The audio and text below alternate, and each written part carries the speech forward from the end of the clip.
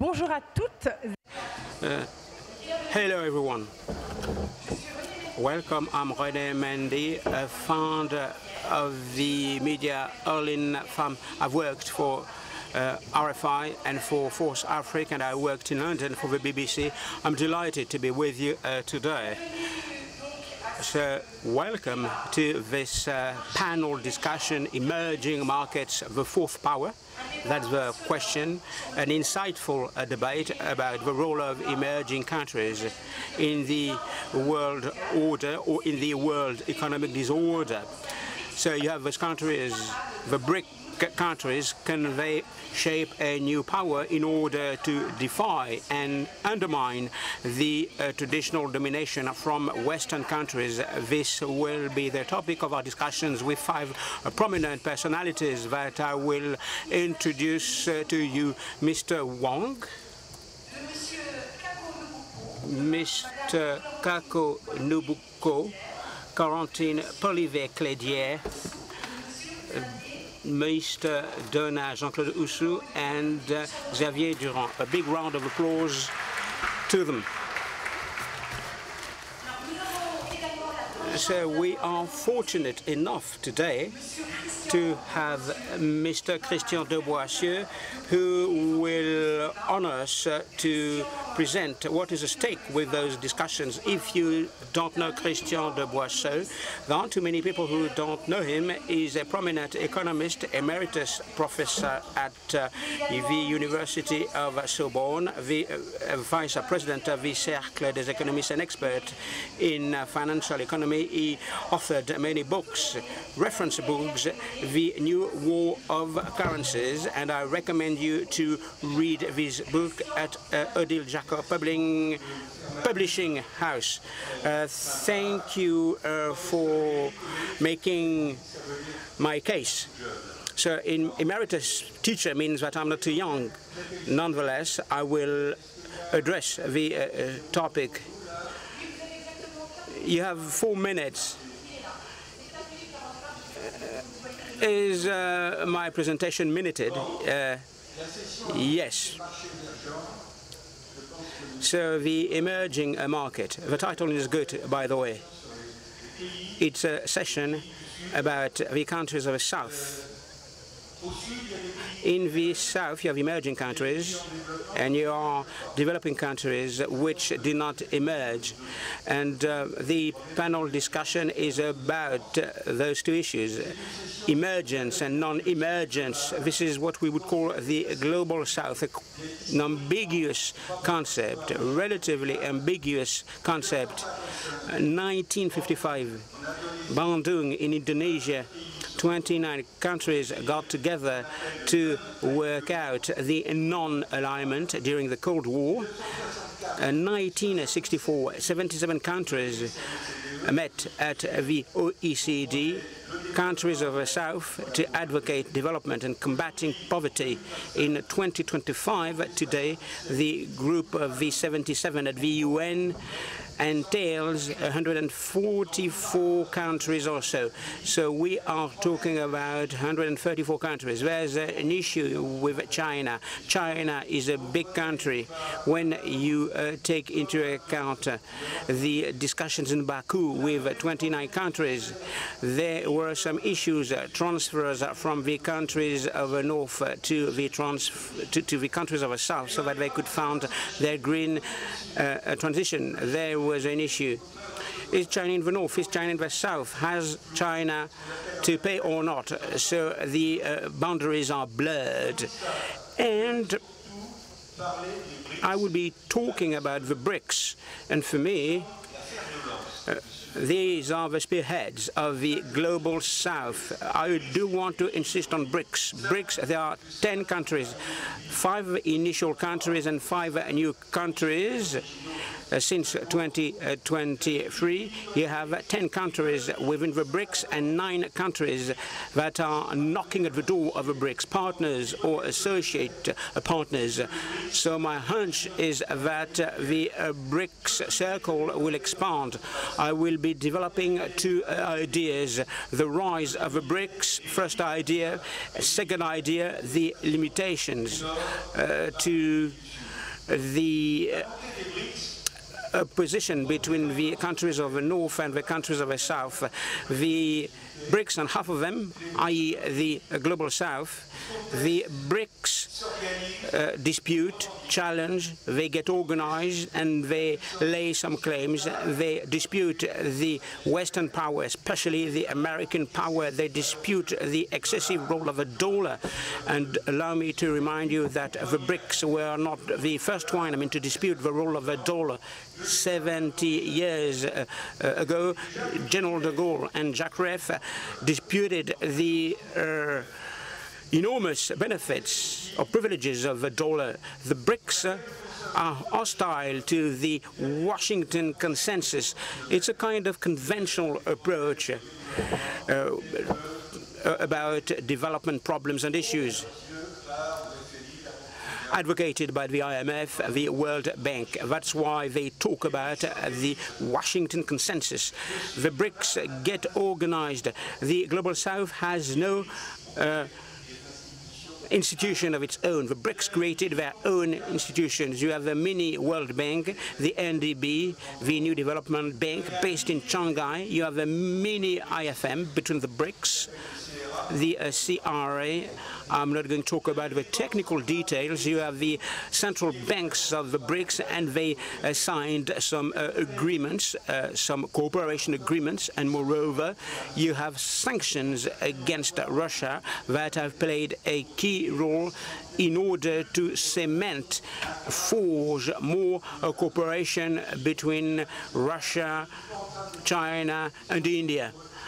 I'm not denouncing the sanctions against Russia that I approve. Approving sanctions is one thing. Ignoring their effects is something totally different. So they get organized, as I said, and they make some claims. They claim to get a legitimate role given their economic clout, their demographic weight, their clout in GDP, their weight in global growth. Allow me to say something about Africa. It's not because our American friends are participating in this roundtable.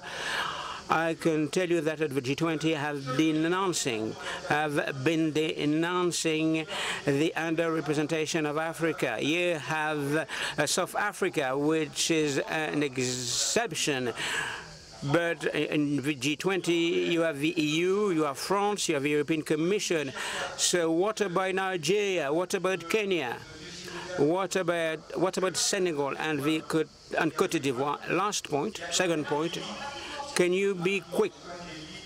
But there are some limitations that I've just summed up, or that I will be summing up.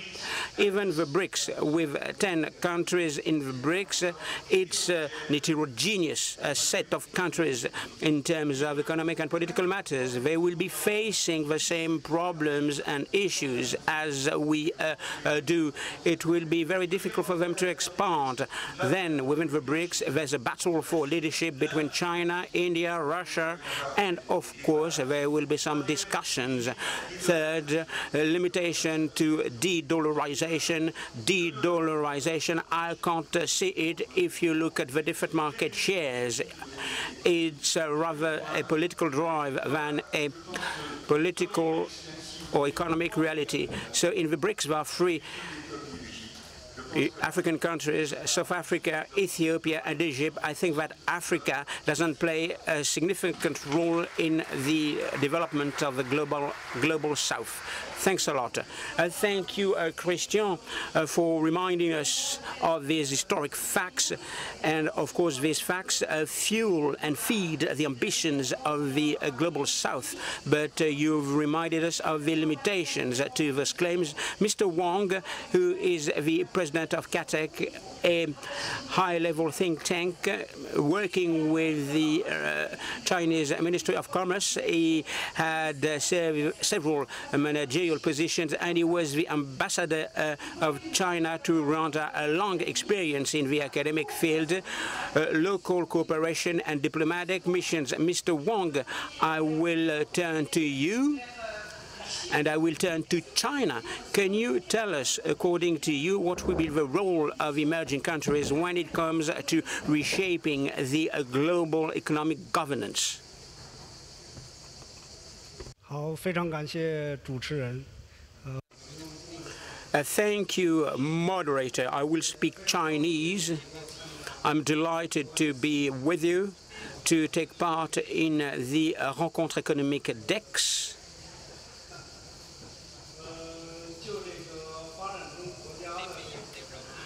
Developing countries and regarding their roles,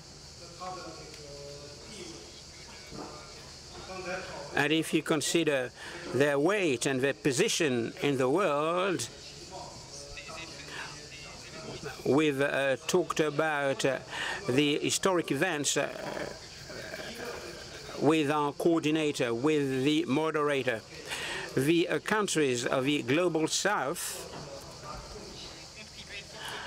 have contributed significantly to the development of international trade. Moreover, they lent their contribution to the creation of the international system, the international trade system. They promoted international trade. We could look at some figures. Since 2000, the countries of the Global South have experienced a high volume of trade. The volume of trade has increased fourfold, and the weight in the world economy is worth 40%. The BRICS countries have 11 members, and the surface area represents 32% of the global surface area, and their population size is huge. So GDP is 18% of global GDP. So they are a considerable force. You have Brazil, and Brazil plays a key role in the international system, in the international trade system. Brazil is promoting international cooperation. As a representative of China, allow me to elaborate on China. In China, growth has been stable, a solid growth, a 5% growth.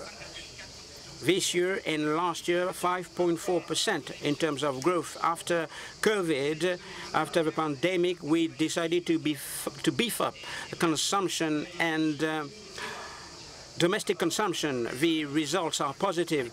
We contributed to economic growth to the tune of 30%. Allow me to highlight 3 points. Today, China is an economic driving force through stability and its economic strength. And the Chinese economy is quite open. And China is able to trade with many other countries. The Chinese market continues to expand. It is the second largest consumption market in the world and the leading market in terms of imports. In China, consumption accounts for 5 trillion of yuan and 2 trillion worth of imports. It's very difficult to find equivalent markets in the world. So China was mainly a manufacturing country, but now China is a consumer-driven market. Since 2024, innovations have made it possible to ramp up our industry. High-speed train, artificial intelligence, electric vehicles, and all the rest of it. China has experienced significant strides, and China has continued to promote an open policy at a high level. We adopted some measures in order to open up the market, to open up investments, and it's a systematic process. We open up rules, regulations, standards are more open than it was the case before, and this enables us to be in sync with international rules in order to merge with the international market.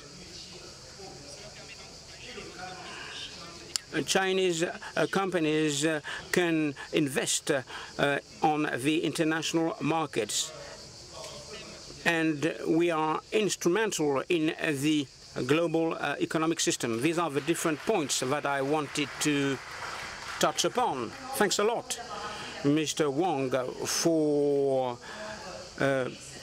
talking about the position of force of the 11 members in the BRIC. Kako NUBUKPO, who is a Togolese economist working at the Jean Jaurès Institution, and a former minister for prospection in Togo, a professor at the University of Lomé, and an associate researcher at Cercle. He has authored many books on sovereignty, green transition, and economic models on Africa. He's been committed to a model that is sovereign, lasting, based on common goods. Have a look at this great book, Africa and the Rest of the World, for those who want to know more. So, Kako, at the end of the day, can you tell me if Africa can afford its non-alignment? Thank you, Christian. Thank you, René. Hello, everyone. We have 4 minutes to deliver a preliminary introduction. I can tell you that Africa can afford its non-alignment, but there are 4 conditions, 4 prerequisites: the issue of labor, the issue of work. 1.3 billion people, 1 billion young people in Africa, on the African continent, and 500 million hectares of arable land that needs to be tilled. So the question of employment in the field of farming is absolutely pivotal.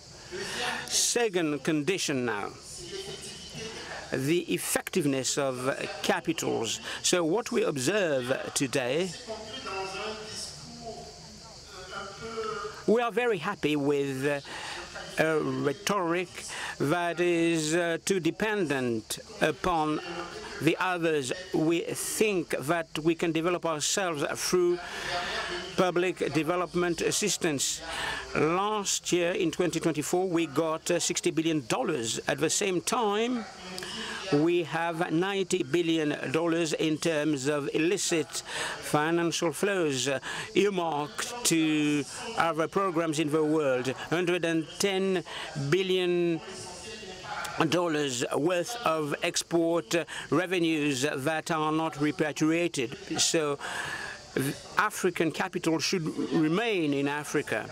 International agencies, the rating international agencies, should stop overestimating the African risk. So the African Union has made a commitment to creating a African rating agency in order to better highlight the African potential. Moreover, there's another issue: technological changes and innovation.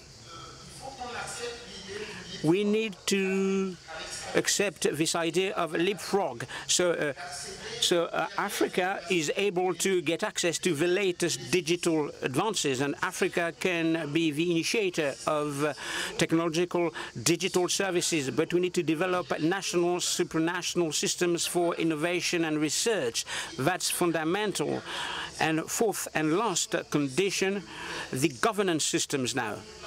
When I talk about a governance system, I talk about institutions. I refer to institutions, the ability of decision makers to implement governance schemes that are efficient, and I refer to the ability of decision makers to implement some appraisal systems, follow-up systems, to make sure that the low capital that we have could be tapped in an efficient way. To sum up and to conclude my introduction, following up on what Christian said, Africa today is not at the forefront of the BRICS. Africa is like an external injunction. Africa has to take a position between the Western neoliberal system and the global South system. And in the end, Africa shouldn't position itself between these two models. Africa should shape and build its own model, its own narrative, its own story. And of course, it's a narrative about shared economic prosperity and green sustainability. Thanks a lot. Merci beaucoup pour cet exposé. Thanks a lot for this paper. Great observation. Corentine, our lady, not only a lady, something that we'll be able to witness very shortly. You are the general head of LCHSA, the clearing chamber of the London Stock Exchange based in Paris, and the county head funds. You are an expert in financial markets, and you've managed billions of euros worth of transactions, and you promote the competitiveness of global infrastructures in Europe and the internationalization of finance, post-market globalization with the US. Corentine, we've got a question to put to you. According to you, how could we imagine the recomposition of international trade, and what could be the role of the Western countries and players? Thank you for your question. I will be faster. I will be talking about Europe, but I hope that my observation will echo what has been said. Many figures have been mentioned, but have a look at the figures and have a look at the weight of the G7 countries in 2000. 65% of global GDP, 43% last year. So the weight of G7 has been curtailed. This is a fact. Are the emerging markets going to get some weight? They already have some clout. There's another question to consider. They will succeed. It is not a block, it's an archipelago of trajectories. There will be regional blocks, but there will be specific trajectories. But what is at stake here is the following. Will they be able to tap their demographic potential? Will they tap their natural resources? Will they become a sustainable and structured power with an agenda? Of course, it's a matter of repositioning the process with standards. Of course, when you take a new position on climate, ESG, AI, these emerging countries, these emerging markets should be given a say regarding the agenda. What will be the framework? So all these countries should be on an equal footing. The BRIC countries are diverse, but they are rivals, they are competitors. If you look at China and India, 50% of the global growth, but they are rivals and adversaries in many fields. There's another element that needs to be looked at in terms of a bloc. What is the share of intra-country trade within the same bloc? The share of trade in Africa has a lot of potential. If you look at the BRICS, only 6% of external trade. So the dynamics of integration is very slow, is very smooth. From a monetary viewpoint, Mr. de Boissieu has talked about the development bank for the BRICS. It's still small, 35 billion euros across the 8 programs as against 400 billion for the World Bank, but it does say something about the need to be funding. But what is important is technology. Recomposition is possible through technology. The champion, of course, is India, mentioned by some people. and India has a $1 trillion plan for exports in 5 years' time, and global recomposition, a value chain based on the cost of labor, and now the value chain is based on specializing patterns. When we talk about emerging countries, it's a block. Interesting agreements. We have said this is the larger trade international agreement. So we are dealing with huge amounts. These will be regional segments, and I can tell you that they are already working. They are fostering sovereignty, and they will highlight the strategic chain. They will be working on data, minerals, logistics, AI. In Africa, you have ZLECAf, 44 signatory countries, but only 20% of the scope is being tapped. So they haven't yet turned words into deeds. So we've got this rationale, we've got the figures, we've got this logic, but for me, will this bloc become a power that will be influential, dictating an agenda, instead of being a passive bloc? So if you want to be powerful, a power has to be shaped, and this is what is at stake here today. Merci, Corentine. Thank you very much, Corentine, for your very relevant point of view, particularly the unavoidable progress of the word. Dona, HOUSSOU, you're an energy expert. You have been working in the field for 30 years and 17 years in nuclear power. You've worked in France for EDF, and you've worked for a number of African governments. Dona was Minister of Energy, Water and Mines in Benin in 2016, and Minister of Energy from 2017 to 2023 in Benin. You're currently member of the International Advisory Committee, DURAND, which is an international strategic communication consultancy. When we were preparing this panel, you said to me that it was going to be important to talk about power in general when we talk about emerging countries, but not a fourth power. Explain to us what you mean by that. Thank you very much, everyone. This is an exciting debate because it's a really exciting subject.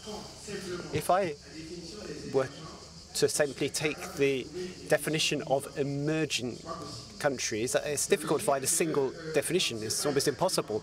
We don't know exactly what are the key indicators, or the key indicator which would define one country as an emerging country, and for how long it's emerging and when it's no longer emerging. That's an incredible thing to say. The only thing we can say is that we're talking about countries with a strong dynamic of growth, and I think a number of key figures and facts were presented by some of the previous speakers. Lots of things are going on in terms of the issue of power. We shouldn't talk about the fourth power, because what we could refer to as the southern bloc is so heterogeneous, so diverse, that we can't really talk about one power. It's powers, plural. So let me talk about a field that I know well from my experience, the field of energy, the energy sector. In my view, the energy sector is like a mirror that you can hold up to understand the different forces at work in the world. One exercise that I carried out looking into this subject highlights the fact that we're in a very moving, changing landscape. As my colleague said earlier, there will be a tipping point. It's going to happen one of these days, sooner or later. There is a movement which is underway. If I look at the energy sector, we can see that in terms of potential, in terms of output, if you compare with oil or gas, most of these countries have a really useful, interesting position. That's a reality. If we look at the nuclear power sector, I know this area well because I spent 17 years of my life working on this. Out of the 417 reactors that we have around the world, the emerging countries, or the BRICS, have 117 of them. 117 out of 117. That's around 30% of the world's nuclear fleet. And the pleasant surprise in all of this is that this bloc has 3/4 of the reactors that are currently being built around the world. If I take the example of China, the leading trio in terms of civilian nuclear power is USA with 94 reactors, France 57, and China with 56. China is the only country that has 28 new reactors that are currently being built, and another 25 planned and approved reactor projects. So at this pace, I would be prepared to wager that the leading trio will change. China is going to go past France, and China is going to go to the head of the pack in 10 years' time. It's unavoidable. That's the dynamic that's going on. These projects are long-term projects. Someone doesn't get up and say, in 2 months' time, I'm going to build a nuclear power plant. So there are a number of benefits to this. These countries are preparing the energy they need to support their development initiatives. If I were to take hydroelectric dams and reservoirs, when I looked at the 10 biggest hydroelectric projects in the world, 8 of them are located in emerging countries. The leading country is, once again, China. The biggest dam is the Three Gorges Dam. It's a 22.4 gigawatt, sorry, 22.6 gigawatt dam. The whole French nuclear fleet only generates 61 gigawatts. So in other words, one hydroelectric dam in one of these countries represents, I don't know how many nuclear reactors in terms of energy power output. So in terms of production and output, these countries are making moves. India, China and Russia, all of these countries. But I think the thing that we should note, and it's an extraordinary thing to mention, which strengthens this idea of power, it's the issue of uranium potential around the world. The emerging countries bloc has 60% of uranium resources, 60% of the fuel that's used to generate nuclear power. What does that mean? There's green lights in all areas. What one of the speakers said is that it's a very diverse bloc. The countries need to find a form of governance that will strengthen their power. But when we think about the energy transition and the nuclear power resources, the hydropower resources, these countries have what they need to go through an effective energy transition, provided that they work on their finance mechanisms through green finance funds created by themselves for themselves. So there is a real power base there. The question can be raised, but it's not a Manichaean question. Thank you very much. Thank you for sharing some of your expertise and experience with regard to nuclear power. I'm now going to hand the floor to Xavier Durand, who is a graduate from the Polytechnic University and the Pont and Chaussée Engineering School. He's worked for General Electric for a number of years, managing financial activities over 30 countries in Europe, Asia and the USA. Since 2016, he is CEO of Coface, which is a world player in credit insurance, and he's an expert in managing credit risk in more than 100 countries. A general question for you. Could you talk about the emerging markets as a fourth power? What do you think? Thank you very much for this invitation. I've listened to and thought about the question. I've tried to understand what the question being asked. So fourth global power suggests there are three others. I guess we're talking about the United States, Europe and China. So I wondered who were those countries that were not part of those blocks, USA, Europe and China, and what they represent within the world economy. And as many of the previous speakers have highlighted, we can in turn definitely talk about a power in terms of the quantity and volume.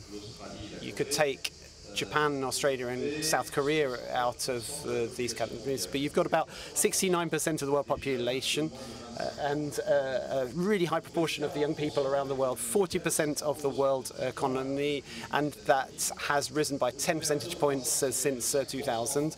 Annual growth rate of 5% compared with 3.5% for the rest of the world, and you've got 30% of international trade which is done within these blocks. Let's highlight the role of China as a pivot within the Asian markets, particularly for these intra-Asian trades. So it's very significant, it's really important. We can't do without these countries. But when you talk about power, there's several dimensions we're talking about. It's not just a question of size or volume. These are not countries that represent military power in terms of coordination with strategic intentions. There is no particularly strong diplomatic coherence between these countries. One might say that the key point that unites them, they're very different countries. Some are raw materials, commodities producers, some are commodities importers. But the key thing is that they are keen to challenge the Western model, and they're keen to reject the domination of one of the three other powers that have been mentioned. So these countries have a number of pragmatic alliances between themselves on different issues. They cooperate with the West or work closely with China, depending on their circumstances, depending on certain geographic issues.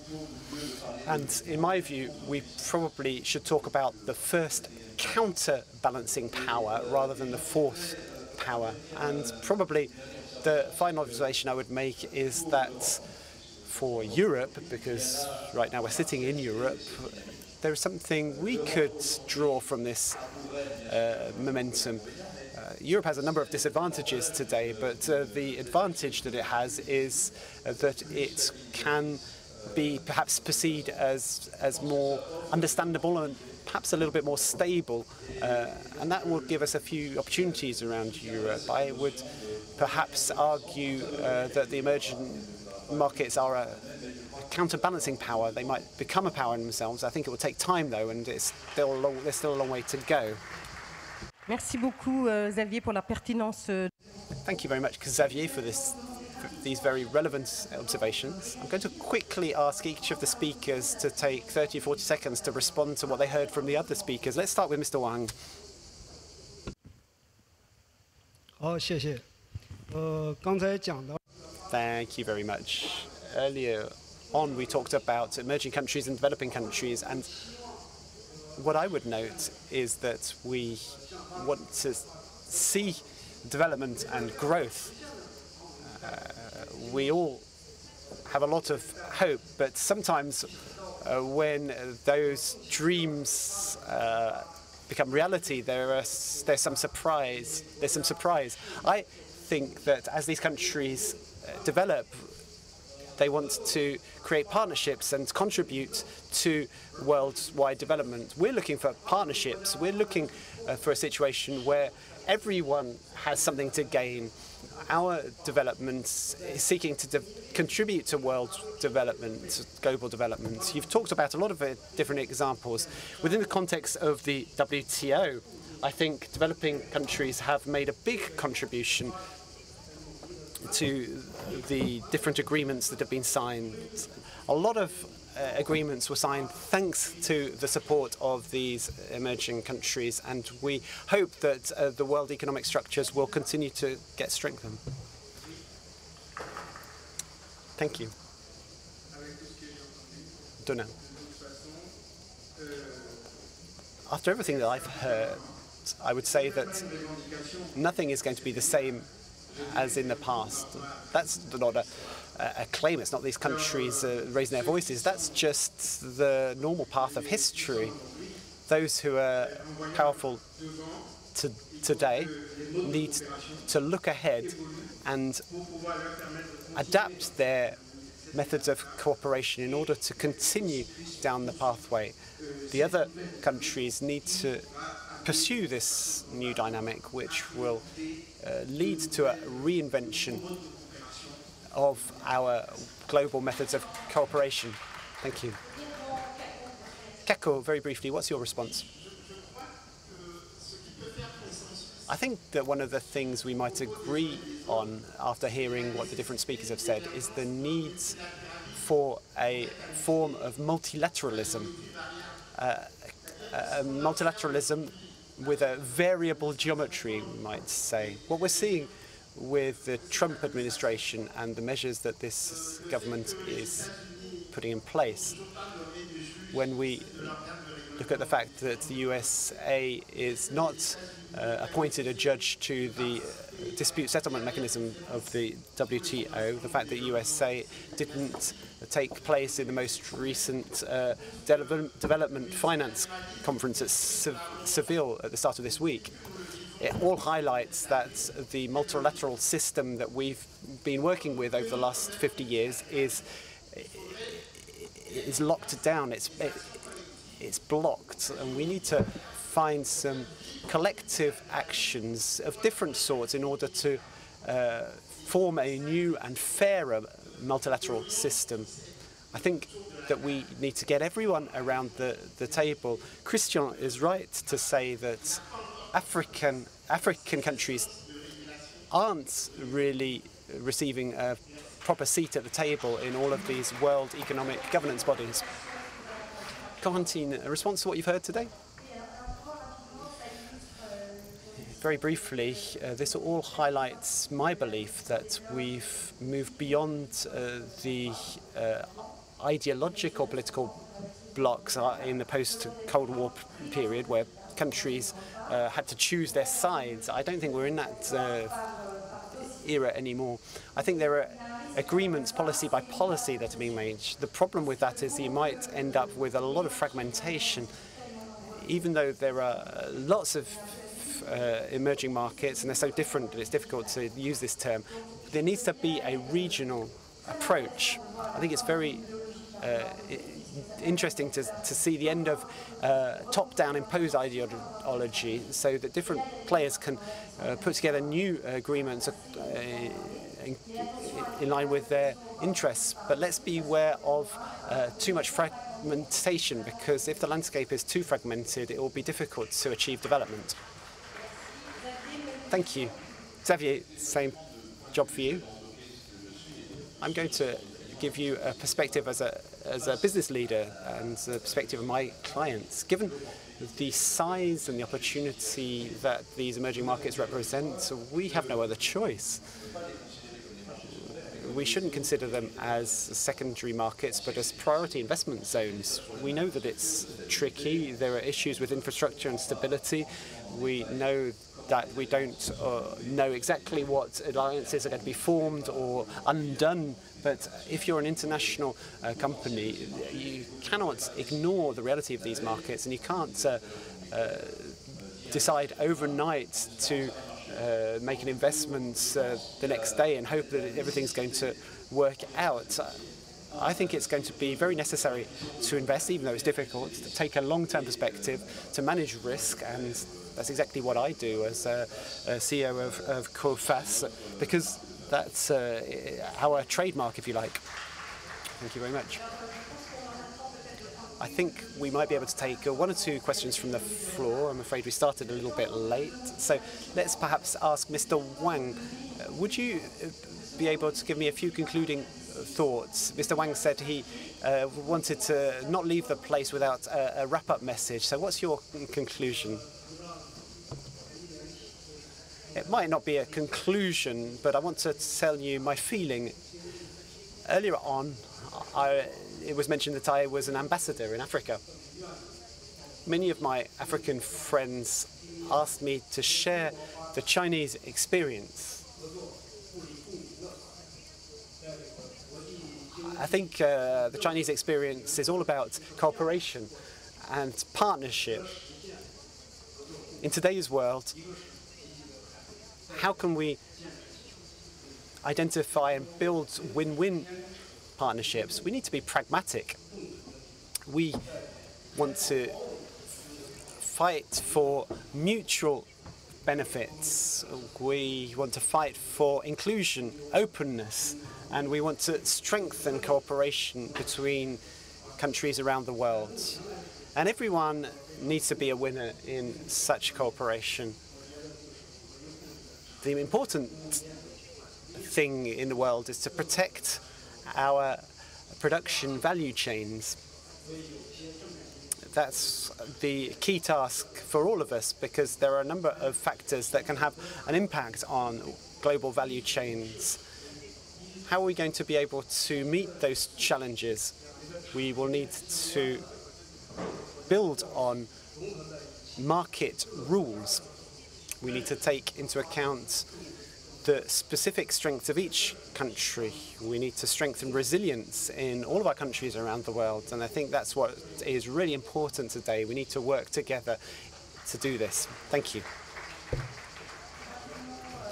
Very quickly, Kako, could you give us a few words, some hopeful perspective in some of the African countries that are doing well?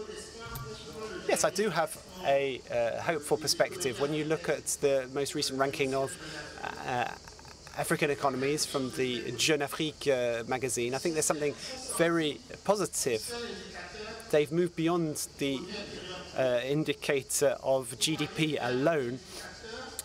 In fact, they have talked about a different indicator of reputation, rayonnement in French. So they're focusing on the fact that the African narrative and African power needs to be built on a long-term vision. My fear, and when I hear our Chinese friends talk, it makes me think of an African proverb. I need to give you an African proverb before the end of the session. An African proverb says, we can't shave someone's heads if they're not there. When I hear my Chinese friend talking and tell me that all he's looking for is win-win cooperation between China and Togo, I have the impression that he's trying to shave my head without me being there. So the idea is that we need to be very careful. We need to be careful to ensure that the African population, the African people, are the leading beneficiaries of all of the cooperation schemes that we put in place, whether with the Western world or with the BRICS countries. The key signal that I want to send is to talk about how important it is for African countries to undertake the structural transformation of the economies. Unfortunately, that's not what's happening at the moment. All of the statistics show that Africa is returning to a primary economy. All of the economic and green transitions have highlighted the need for key mineral ores, and they're all in Africa. So unfortunately, we're going to continue to be simple suppliers of raw materials and commodities for the rest of the world. Thank you. Corentine, I know that we can count on you to be brief. Yes? I was so absorbed by the idea of raw materials and commodities, but my conclusion is that we've got powers that are fragmented and volatile. That's not important. Talking about a fourth power is just a way for the Western powers to think about it, so it doesn't matter if it really matters, but the size and volume is there. It's already a reality. I wanted to conclude by saying there's not going to be new technologies in 2030, 2050 without lithium, cobalt and other rare earths, which are mostly found in emerging countries and primarily in Africa. So if the authorities and governments in these countries realize there could be some win-win partnerships, but they need to be put in place right now. Dona. First of all, I wanted to go back to the theme of this session. Emerging powers, the fourth global power, emerging markets of the global power. And I wonder if emerging countries wanted to ask a question to analyze the situation. What would that question be? And that's an exercise that I'd ask everyone to do. What power do the G7 markets have? Question mark. That might be a question we could ask. That's what I would like to say. To conclude, I think energy could be a form of new coalitions for all of these countries, as long as there is a method of governance that enables them to get on and come to an agreement. These countries are very different. It's a real archipelago, as one of our previous speakers said, but potential is real. So those who can control and manage our energy supplies in the future will play a really important role in global geopolitics. Thank you to everyone for this really interesting session. I think there are some things that are going to change, whether we like it or not. I'm repeating myself here, but we need to remain attentive, but also very creative in order to invent new methods of cooperation so that everyone can be a winner in this new world. Thank you. Xavier. Two things to say in conclusion. First thing I think is very obvious. Globalization is not going to stop, global trade is not going to stop, because it's in all of our interest. Some countries have resources, some have labor, some have technology, some have markets and opportunities, others have equity capital, and I think it's in all of our interest to ensure that we trade in an efficient and effective manner between us. I think the second point that I'd raise, and this is perhaps a note, a hopeful note, as a business and a business leader, we need to invest in local expertise in order to secure global growth. And I just want to go back to our business, Coface. We're present in around 100 countries. We've got clients in 100 countries, but we've got risks in more than 200 countries. And what we do is we invest in each of these countries over the long term. We invest in knowledge, we invest in tools, we invest in expertise. And it's only because of those investments that we're able to continue growing in mature markets such as Europe and the United States, because our clients come to see me to say, I want to go into China, I want to go to Asia, I want to go to Latin America. And our ability to meet those needs with all of the limitations that there are in terms of infrastructure, that's what we are selling, if you like. So globalization might take place in another form, there might be some change, but I don't think it's going to stop. And I think that's a message of hope. Thank you very much. Thank you very much to our experts and speakers. Thank you to all of you who've been with us. I'm afraid we haven't got time for questions, but thank you very much for listening.